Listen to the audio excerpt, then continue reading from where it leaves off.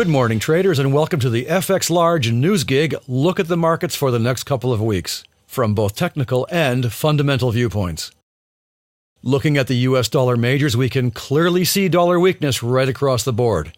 Between disarray in Washington over healthcare, debt ceiling negotiations, stalled tax reform, and uncertainty over the Fed rate rises, many analysts see further weakness. Also, over the weekend, we hear rumors that China may be encouraging repatriation of foreign assets, which will hurt the dollar even further. In a few minutes, we will take a look at how this is affecting the price of gold. We also have important news events to be aware of, including a manufacturing PMI, the monthly non-farm payrolls and employment data, and monthly core CPI. So check your economic calendar every time you trade. This week's non-farm payrolls are estimated at 183,000 new jobs, and a figure below this will be bad for the dollar and vice versa. From a technical aspect, we are approaching key levels from last week, so we could see pairs like cable heading back to $1.31.6, loonie to $1.24, euro dollar to 177.8, and dollar yen to 110.3 yen. If we back out and look at the dollar yen daily chart, we can see that we have a lot of room to move to the downside with key levels of support around 109 and 108 yen. This Thursday we have the Bank of England inflation report followed by the banks voting on the next interest rate, but consensus is that we will see no rate rise this time. However, if we look back at the same event last month, we can clearly see the volatility, even though the interest rate was not changed. Volatility was present 2 months ago as well, so it shows just how important it is to be careful when trading around news events and to take a good look at the previous results. Looking further at the pound, we have a consolidation pattern forming on pound kiwi, and we will keep an eye on this. Typically, a price compression in the form of a pennant can often be a clue of future volatility.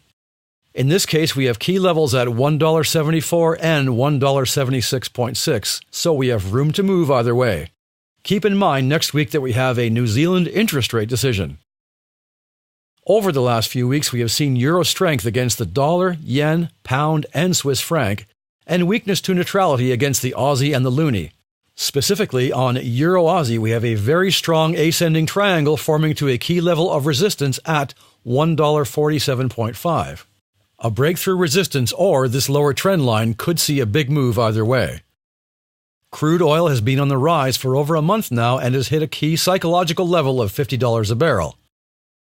If you want to take a position on oil, check the economic calendar and watch out for such news events as refinery utilization, crude inventories, and rig count. If you are new to trading, you might find this quite interesting. The strength of the Canadian dollar is directly correlated to the value of crude oil.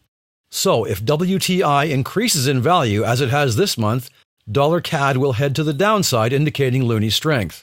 This is why we refer to the Canadian dollar as a COM doll or commodity dollar. We will take a look at other COM dolls in future videos. If we look across the indices this month, we are getting mixed results and almost ranging from the Nikkei, FTSE, S&P 500, CAC 40 and Aussie to bull runs on the Nasdaq and Dow Jones Industrial Average. The DAX has been on a bear run for 2 weeks now. This is important as we have German federal elections taking place in less than 2 months' time. As we have seen globally, opinion polls and breaking news around the candidates and their parties will affect the German stock values.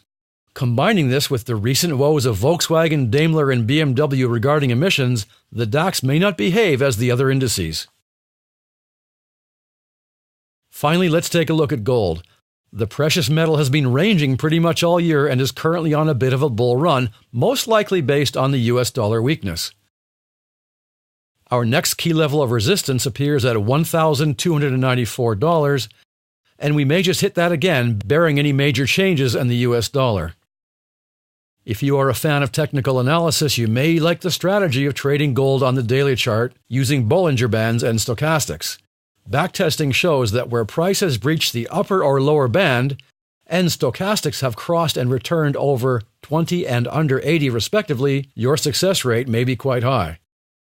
That's all for now. We'll have more news and trading tips next time. Good luck and happy trading.